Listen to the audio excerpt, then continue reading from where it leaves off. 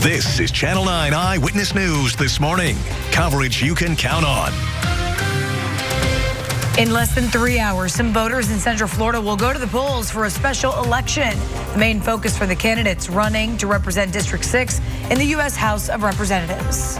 Plus, Governor Ron DeSantis has proposed a new cut to property taxes ahead what some members of his own party would rather see instead. And it's comfortable now, but will be heating up soon. Certified meteorologist David Heckert is tracking when we'll see temps in the 90s. Good morning to you. It is 4:30 on your Tuesday. I'm Alexa Lorenzo. And I'm Kirsten Delgado. Let's get over to certified meteorologist David Heckert and severe weather center 9. David, feeling more like June than April. It really is out there. Kirsten, good morning. Kirsten and Alexa, good morning. Everyone, we are going to be dealing with temperatures once again back in the mid to upper 80s out there. Live look outside downtown Orlando. Kind of look off in the distance here. See some of those low clouds, haze. Maybe we'll see a little bit of fog develop here in the next couple of hours. Very mild, 70 degrees currently at OIA with a west-southwesterly wind at 6 miles per hour. Other temperatures across the region in the 60s and 70s, so it's a very mild start area-wide. 69 in Winter Haven, we're 69 in Leesburg. Good morning, Sanford, 68 degrees for you, and 71 the current temperature over in Titusville. Again, already seeing a little bit of some of that fog develop, especially down into parts of Polk County with Winter Haven at 2-mile visibility. Would not be surprised if we see some of that fog kind of expand a little bit, but at this point, I'm not anticipating a dense fog advisory in effect for the daytime hours today. And as we head into Winter Park throughout the day, it's going to get quite warm. Still the threat for some scattered showers and storms later on today, but I do think coverage will be lower. High temperatures in northern Orange County pushing all the way back into the upper 80s. I'll be back with a look at early warning Doppler 9 and an update on the timing of the rain and thunderstorms today. That's coming up in less than 10 minutes. Kirsten. Happening today, some Florida voters will head to the polls in a special election. We're talking about the Congressional District 6 race between Republican Randy Fine and Democrat Josh Wheel. Take a look at the map. The District 6 map covers parts of Volusia, Flagler, Lake, and Marion counties. And this is a race that's getting national attention. The winner will fill the seat vacated by Mike Waltz, who's now serving as a national security advisor for Donald Trump. And as Channel 9's Ashlyn Webb reports, this is a tight race that could leave slim margins for Republicans in the House. When the polls close and the results come in, you can count on Channel 9 to share them with you. We'll have them on 11 on WFTV tonight, as well as WFTV.com and the WFTV News app. This election is now more than a year and a half away, but another candidate just filed to enter the race for Orange County Mayor. Tiffany Moore Russell filed her paperwork yesterday morning. Russell currently serves as the Orange County Clerk of Courts. She says she'll focus on transportation, supporting small businesses, and affordable housing. Current Mayor Jerry Demings has reached his term limit and cannot run for re-election in 2026. The family of a 10-year-old boy says their fight for justice is still getting started. Andre Walker waived his court appearance yesterday. Walker and the boy's mother, Kimberly Mills, are accused of torturing Xavier Williams. He later died of his injuries. The boy's family says they will attend every court hearing and the trial. We will continue to be Xavier's voice, and we're hoping and praying and working with the state attorney to make sure we get justice for him, and his light will continue to shine. Xavier's funeral is planned for late April in Connecticut, where the family is originally from. Flagler County deputies arrested a man accused of sexual assault on a minor. Deputies took 24-year-old Dasani Ford into custody last week. They say he assaulted a teenage girl in November near Magnolia Point and Mulberry Road in Palm Coast. Ford is facing a charge of sexual assault on a victim who is 16 or 17 years old. This morning, we're learning more about the indictment for an Orange County teacher wanted for sexual abuse of a child. Christopher Cursana taught at Andover Elementary School in Orange County. He was arrested on a warrant from Delaware after he was indicted on 7 felony counts of sexual abuse. Prosecutors said the charges stem from alleged abuse of a female victim that he taught in Delaware back in the 90s. Lake Mineola High School and Grassy Lake Elementary will reopen this morning after a SWAT team operation forced a lockdown. Yesterday, deputies were trying to serve a warrant on a man inside a house on Hancock Road in Mineola. You can see the scene yesterday from Drone 9. The SWAT team used a robot to approach a man barricaded inside a home, but he refused to come out. Eventually, deputies fired tear gas into the home, and the SWAT team forced their way in a short time later. That's when the man was finally arrested and taken into custody. This morning, a lawsuit recently filed in the death of a Spectrum News reporter is being challenged. Yesterday, Spectrum News filed a motion to have a lawsuit dismissed over the killing of journalist Dylan Lyons. Lyons and two others were shot and killed in 2023. Spectrum's parent company, Charter Communications, says it's not liable under Florida's Workers' Compensation Act.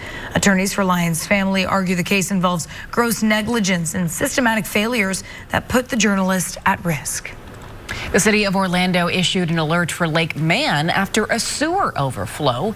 City officials say 100 gallons of sewage entered the stormwater system after the blockage of a line. They say any activities that include contact with the lake water, including irrigation, should stop. Crews are putting up warning signs around the lake. The lake will not reopen until water tests prove it is safe.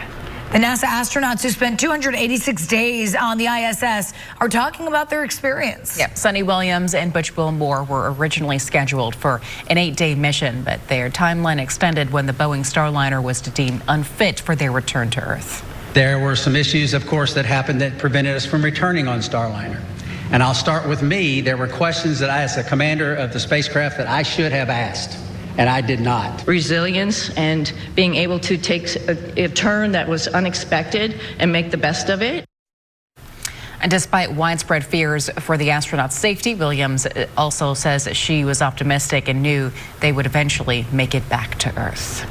4:40 on the start to your Tuesday morning, getting a check of weather and traffic every 10 minutes. And certified meteorologist David Heckert is in Severe Weather Center now. Hey, good morning, Kirsten. Good morning, everyone. Very mild start to the day out there. And once again, it's going to get quite toasty even along our beach locations. There's a live look outside at Daytona Beach. Of course, we still got some people spring breaking with us across the area. It's going to be another warm day along the coastline. In fact, it's already 68 degrees out of the Daytona International Airport. Light southerly wind at around 3 miles per hour. Other numbers across Flagler and Volusia County. We're in the 60s and low 70s. 66 the current temperature in Orange City. We're 68 in Palm Coast. Good morning, Enterprise. 67 degrees right now and 66 the current temperature over in Oak Hill. Just a little bit of ground clutter out there, an early warning Doppler 9. Now, we do have a weak cold front up towards the north. Can't rule out a spotty rain shower into parts of Marion County this morning, but the bigger threat for activity will be later on today. So beach forecast, again, best chance for rain and storms, just like the last couple of days. Probably it will be after sunset here. Surf around 3 feet. The rip current threat will be moderate. And at Cocoa Beach for today, another warm one out there. In fact, you can see by 10 a.m. already in the mid 70s. Afternoon highs, even at the coast, get into the low 80s. So we'll be back with the updated future track. We're going to plan out hour by hour the threat for rain and storms. That's coming up in less than 10 minutes. Kirsten? With less than 3 weeks until Easter, well, you may be thinking about getting cheaper eggs. Coming up, how experts say there's good news and bad news about how much you'll pay later this month. Plus, the next American Idol could be right here in Central Florida. You are oh my goodness. And In a good or bad way? No, it's a good, good way. Coming up, how this local high schooler says she prepared for her big break. And it's Gatorland to the rescue next. How crews helped a creature that ate a shoe. It's 4:41. Family Feud presents Great Moments in Bad Answers. Public place where you feel strange dancing to music. Cemetery. Depending on who died. Family Feud. Brought to you by Leach Firm. I'm Clark Howard. Inflation is punching us in the gut, but I'm going to show you how to fight back on Channel 9 Eyewitness News. Approaching 4:45 on this Tuesday morning, I'm Kirsten Delgado. And I'm Alexa Lorenzo. An alligator at Gatorland eats pretty much anything, and we have the proof. Jaws regurgitated sunglasses and a cell phone and a tennis shoe.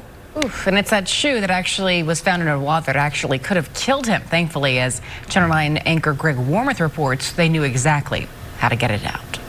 Now, Gatorland doesn't know who to return that shoe to, but it did say it had someone at the park not seen as Jaws eating it. They wouldn't have known to put it in a very large mouth until it was too late.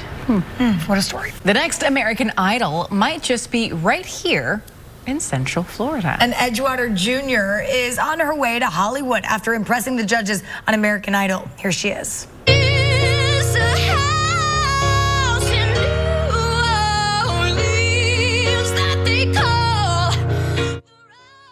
That's Caroline Brett. She says years of vocal training got her ready for this moment, and her family's been cheering her on since day one. Brett says the audition was nerve-wracking, but she knew she had to go for it. I was so nervous. And it's one of those, I had like a switch in my brain when I walked in. I was like, well, I can't walk out the door. So I kind of went in and I was like, okay, I have to go sing. And she did it. She was awesome. Wow, you can catch all new episodes of American Idol Sunday and Monday night from 8 to 10 right here on Channel 9. And best of luck to Caroline. Yeah, just 17 years old, but she's a force to be reckoned with. Very powerful voice. Yes, very Broadway projected, you know, kind of And you'll voice, be able to follow her journey here on Channel 9 the next few weeks there in American Idol. Hey, we got a journey in warm temperatures over the next several days. In fact, almost a taste of summer, really, as we move, especially towards the back end of the week. We get to future tracks. We got some storms to talk about as well across the area later today. Live look this morning outside Lake Eola. Quiet start once again. Probably going to see some low clouds and fog develop as well here in the next couple of hours. In fact, today kind of plays out similar to yesterday. Again, cloudy currently out at OIA. Very mild, 70 degrees right now here at 449 with a southwesterly wind at 3 miles an hour. Nice and quiet this morning, an early warning Doppler 9. Now, there is a weak boundary in North Florida, and as it pushes its way south, it could spark a couple light rain showers into parts of Osceola or in parts of Marion County. But overall, the threat's going to be pretty low today. In fact, here's future track at 9. There's that cloud cover kind of highlighting maybe a spotty rain shower in parts of Marion County. But I think much of the morning hours will be dry out there. You can see here by lunchtime, a light southwesterly wind developing. I think by noon, any low clouds and fog that we have left over will be long gone. It's going to be another warm day with lunchtime numbers already in the low to even mid-80s across the area. Now we'll stop the clock here around 4 o'clock. We will again see a sea breeze. And once again, we're talking about some scattered showers and thunderstorms out there. But coverage is going to be lower than it was yesterday. We're going to put rain chances around 30%. You can see here by 7 o'clock some of the rain and thunderstorms heading towards Metro Orlando. And just like yesterday, I can't rule out an isolated strong thunderstorm, but the mid and upper levels of the atmosphere, which kind of sparked some of the activity the last couple of days, there isn't as much energy kind of sitting above us. So I think it's going to be very isolated with a strong thunderstorm out there. And then this activity kind of fizzles out and works its way back towards the coast 10, 11 o'clock. Should be quiet once again tomorrow morning with, again, some low clouds and fog, and daybreak temperatures back down in the low 70s. So highs stay quite warm, knocking on the door of 90 for many. In fact, Winter Haven, Kissimmee gets to 90 degrees. 87 today in Claremont, 87 in DeLand, and 84 the forecast high in New Smyrna. And we are not done with the rain chances just yet, but it gets a little bit lower as we work our way through the week down to a 20% rain chance Wednesday and Thursday. It looks like Friday and the weekend will likely end up being fairly dry. 7-day forecast. Weekend always in view. 30% rain chance for today. High temperatures near 90. We'll go down to a 20% rain chance Wednesday and Thursday. Then it turns warmer. Probably the first 90s of the year for certain on Friday. Low 90s for the weekend. Then another rain chance heading into next Monday. Much more on these rain chances coming up in the next half hour. Kirsten. This morning, we're learning more about a bizarre incident outside of this P.F. Chang's in Winter Park. Coming up, why police say an employee forced a man to strip before dragging him inside. Plus, a historic mission is now underway after this launch from our Space Coast. Ahead, the issues that teams will be watching closely for in the days ahead. And be prepared to slow down in downtown Kissimmee. Next, how new speed limits there will play a bigger role in the city's future. It's 450. Drone 9, only on Channel 9 Eyewitness News. Getting you closer over the scene of breaking news. Sponsored by Bogan Munns & Munns. No gimmicks, just results. Get updated video forecasts. Download the free Channel 9 weather app. There's a reason why more Central Florida viewers choose us every day. It's because from morning to night, our journalists are investigating the stories in our community that matter to you. There's a reason why our reporters are bent on holding the powerful accountable. Because it affects you, your family, your money. And that's why decade after decade, you continue to make us the most watched newscast in Central Florida. Because we're Channel 9 Eyewitness News. Community coverage you can count on. At Affordable Dentures and Implants, we believe it's time the world sees your smile. Whether it's a single tooth, dentures, or dental implants, we make new smiles affordable for everyone. Go ahead and smile. Welcome back. I'm Alexa Lorenzo. And I'm Kirsten Delgado. If you drive through downtown Kissimmee, you may notice traffic is moving a little slower than before. Yeah, new signs are up now, lowering the speed limit to 25 miles per hour along Emmett Street, Broadway, and Main. It's part of a bigger plan to make the city safer and more welcoming, not just for cars, but for people on foot and bike too. Business owners say slowing down is just one piece of a much larger puzzle. A big addition, meantime, is coming to Kissimmee this morning, and it's one the whole family can enjoy. The city is hosting a ribbon cutting ceremony at 10 this morning for Lancaster Ranch Park. It's a 150 square space off of John Calhoun Drive that'll feature trails, playgrounds, and a dog park in future phases. Today's main highlight is the opening of a new petting farm operated by Green Meadows, where kids can interact with farm animals up close. Our partners at the Orlando Business Journal report the Orange County Convention Center is set for a major expansion. A $560 million project to grow the north-south building is slated to start in 2026. It comes as Orange County reports strong tourism numbers and hundreds of millions in tourism tax revenue. If you're hoping for lower egg prices before Easter, there's good and bad news to that respect. So wholesale egg prices have dropped in recent weeks thanks to fewer causes of avian flu and less demand. But grocery store prices are still high, and that could stay the case as Easter and Passover drive up demand. The president of the American Egg Board says producers are still catching up from earlier losses. In just over 2 hours now, the polls will open for a special election in Central Florida. Coming up at the top of the 5 o'clock hour, why the race for the Senate and the U.S. House may be tight despite most voters in the district being registered to the same political party. It's a mild start to the day out there, and we're tracking more warmth heading into the afternoon. Update on temperatures and the threat for rain and thunderstorms moving to the PM hours.